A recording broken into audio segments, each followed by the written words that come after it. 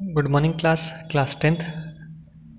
अभी तक हमने types of disaster, natural, manmade पढ़ लिए, उनके कॉसेस पढ़ लिए, उनके इफ़ेक्ट पढ़ लिए, उनको कैसे बचाया जा सकता है, मतलब उनसे कैसे बचा जा सकता है वो पढ़ लिया। अब डिज़ास्टर मैनेजमेंट मतलब आपदा प्रबंधन, ठीक है। जो ये आपदा आती है, डिज़ास्टर आते हैं, ठीक है, उससे कैसे मैनेजमेंट कैसे मैनेज किया जाए उसके पहले क्या तैयारी की जाए, वो डिज़ास्टर है अभी तो क्या तैयारी की जाए, उसके बाद क्या किया जाए, वो सब इसमें हम देखेंगे। डिज़ास्टर अब इसमें से जितनी भी जनरल चीज़ें रहेंगी वो मैं पढ़ लूँगा, अदरवाइज़ जो समझाने का रहेगा समझा दूँगा। Disasters are unexpected incidents occurrence of which is beyond human control. They occur beyond मतलब ह्यूमन कंट्रोल से बाहर है वो, ऐसे नहीं कि हम रोक सकते हैं कि भाई फ्लड नहीं आएगा, beyond human control. They occur abruptly मतलब अचानक से, and hamper the normal human activities.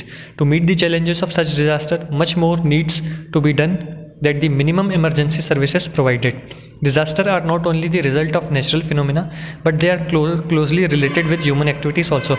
जैसे disasters हम बोलते हैं कि flood आया, या हम ऐसे बोलेंगे कि बारिश नहीं पड़ रही, सूखा पड़ गया, उसके पीछे सब न किसी के पीछे कारण है ह्यूमन, क्योंकि ह्यूमन पेड़ काटता है जिस वजह से बारिश नहीं होती और फिर ड्रॉट हो जाता है। Some human activities are directly related with the disaster like the Bhopal gas tragedy. Bhopal gas tragedy मैंने आपको पहले भी बताया था, एक भोपाल में गैस लीक हो गई थी, एक यूनियन कार्बाइड पेस्टिसाइड्स का प्लांट था जिसकी वजह से वहाँ पे बहुत सारे लोग मर गए थे। एक चेर्नोबिल एटॉमिक ट्रेजेडी, ये चेर्नोबिल एटॉमिक ट्रेजेडी ये भी एक ट्रेजेडी हुई थी जिसकी वजह से क्या हुआ था, इसमें भी ना एक गैस लीक हो गई थी, और गैस लीक होने के कारण क्या हुआ था, उसके जो आसपास की सिटीज़ थी वहाँ तक ये गैस फैल गई थी। एक प्रिप्यात करके सिटी है, इसके आसपास वहाँ 50,000 लोग रहते थे, 50,000 के 50,000 मर गए, ठीक है। आज की डेट में वहाँ पे ज़ीरो पॉपुलेशन है, वो प्लांट आज भी अनटच्ड है। हाँ, ज़ीरो पॉपुलेशन है, क्यों? क्योंकि वहाँ पे कोई भी नहीं रहता, सारे मर गए थे, और वो भी आज प्लांट जो है अनटच्ड है। अभी तक गवर्नमेंट ने उसको टच नहीं किया, क्योंकि वहाँ अभी भी इतना इफेक्ट है इसका कि कोई ऐसे कोई पर्सन जाए वहाँ पे सिर्फ खड़ा रहे उस प्लांट के सामने, कुछ न भी करे तो विदिन 1 आवर वो मर जाएगा, इतना इफेक्ट है उसका। Wars, chlorofluorocarbon relating releasing gases in the atmosphere, greenhouse gases, noise, air, soil and environmental pollution. Some human activities indirectly affect the environment, that is landslides and floods due to the destruction of forest. मतलब human कर तो यही रहा है ना, human ही तो activity कर रहा है, फॉरेस्ट काट रहा है, ठीक है, जिसकी वजह से क्या हो रहा है, लैंडस्लाइड हो रहा है, फ्लड हो रहा है। It is a fact that during the last so many disasters connected with the human follies have increased. Factors to prevent them also made, but we have succeeded only to a limited extent. देखो, तैयारियां तो बहुत करते हैं कि disaster ना आए, पर हमेशा पूरी तरीके से सक्सेसफुल नहीं हो पाता है। It is difficult to check natural disaster, therefore it is better to minimise their effect with a proper disaster management. पता नहीं है कब आ जाएगा, ठीक है, इससे अच्छा ये है कि प्रॉपर तैयारी करके रख लें कि जब डिज़ास्टर आए तो हम उससे जितना ज़्यादा से ज़्यादा हो सके बच सकें। Many efforts have been made in this direction. Important steps in this direction are setting up of Indian National Disaster Management Institute, the summit conference of 1994 in Yokohama, Japan, and conference seminars etc. on disaster management. अब इससे बचने के लिए क्या करें, देखो, एक Indian national disaster management institute, ठीक है, एक ये इंस्टीट्यूट है जिसमें क्या बताया जाता है, जिसके थ्रू ये बताया जाता है कि कभी भी कोई डिज़ास्टर वगैरह आए, ठीक है, तो उससे कैसे बचा जाए। ये इंडिया की बात हो रही है। उसके बाद the summit conference of May 1994 in Yokohama, Japan. अब ये क्यों, ये जापान का है। जापान में क्या होता है कि भूकंप बहुत आता है, ठीक है, अर्थक्वेक बहुत आता है, जिसकी वजह से यहाँ पे समिट कॉन्फ्रेंस, एक कॉन्फ्रेंस मतलब हेल्ड की गई थी मीटिंग योकोहामा, जापान में। और भारत में कौन सा इंस्टीट्यूट है, Indian national disaster management institute. Disaster management is a chain of activities which are carried out not only before and after the disaster but carried out during the period of disaster also. This arrangement is something more than the expansion and contraction model. Important है अब यहाँ से पढ़ना, under ये definition is meaning है, under this system it is a belief that disaster management is efforts to prevent the calamity, minimize its effect, timely action and activities to bring the situation to normalcy. मतलब disaster management में क्या होता है कि ऐसी आप activities करो, ऐसे एक्शंस लो कि सिचुएशन जल्द से जल्द अंडर कंट्रोल आ जाए, सब कुछ वापस नॉर्मल हो जाए। अब main stage of disaster management, अलग अलग स्टेजेस हैं। पहली एडवांस प्रिपरेशन, डिज़ास्टर आने के पहले, फिर action at the time of disaster, जब आया है, उसके बाद फिर उसको वापस रीस्टोर करना नॉर्मल कंडीशन में। फिर plan for preventing the recurrence. Recurrence मतलब ऐसा प्लान बनाओ कि डिज़ास्टर जो फिर से अकर ना हो, है ना, फिर से रीअकर ना हो। अकर मतलब होना, रीअकर मतलब उसको प्रिवेंट करना, फिर से वो ना हो। एडवांस प्रिपरेशन, क्या क्या एडवांस प्रिपरेशन करने। एजुकेशन एंड कम्युनिटी अवेयरनेस, लोगों को उस डिज़ास्टर के बारे में, जैसे हर एक डिज़ास्टर के बारे में पता होना चाहिए कि हमें कौन कौन से स्टेप्स लेने हैं या हमें क्या क्या इमरजेंसी चीज़ें साथ में रखनी हैं। Prepare plan for disaster management for the society, school, people. Disaster management का प्रॉपर एक प्लान होना चाहिए, खासकर जहाँ पे क्राउड ज़्यादा होता है, जैसे station, hospitals, schools. Mock drill, training and practice. Mock drill मतलब एक एक्ट कंडक्ट कर लेना, एक फेक एक्ट कंडक्ट कर लेना कि अगर डिज़ास्टर आएगा तो हम कैसे परफॉर्म करेंगे। Listing of material and trend human resource needed, एक कुछ मटेरियल्स की लिस्ट बना लेना, जो हो सकता है ऐसे डिज़ास्टर आए तो हम घर से बाहर ना निकल पाएँ, तो ज़रूरत का सामान हमारे पास होना चाहिए। प्रॉपर वार्निंग सिस्टम होने चाहिए कि डिज़ास्टर आने वाला है तो सबको वार्न कर दिया जाए, जैसे कहीं फायर लगती है तो अलार्म बज जाता है। Arrangement for mutual help cooperation also.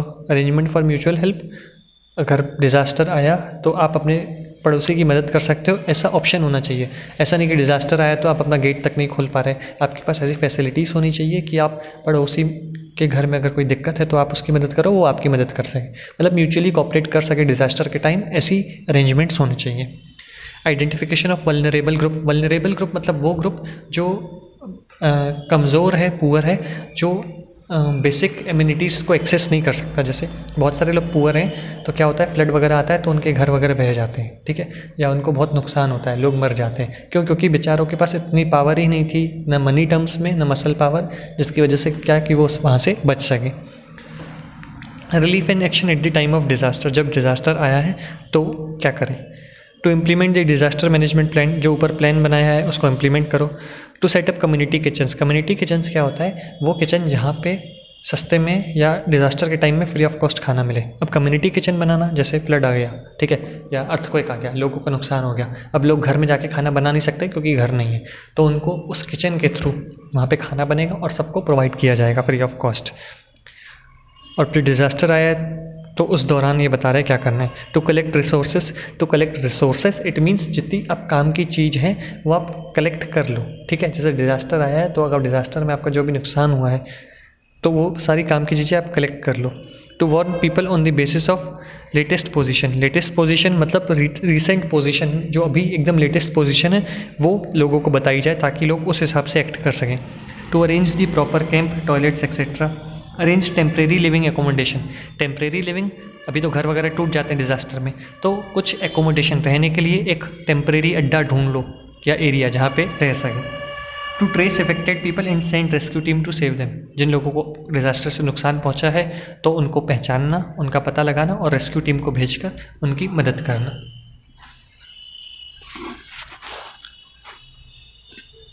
Deploy teams for tracing and relief measures teams, ये मैंने आपको बता दिया। डिप्लॉय टीम्स मतलब उन टीम्स को वहाँ इम्प्लीमेंट करना, भेजना या छोड़ना, ठीक है, रिलीफ टीम्स को, ताकि क्या है वो जाके ट्रेस करें किस किस को नुकसान पहुँचा है और उसको प्रॉपर बचा पाए।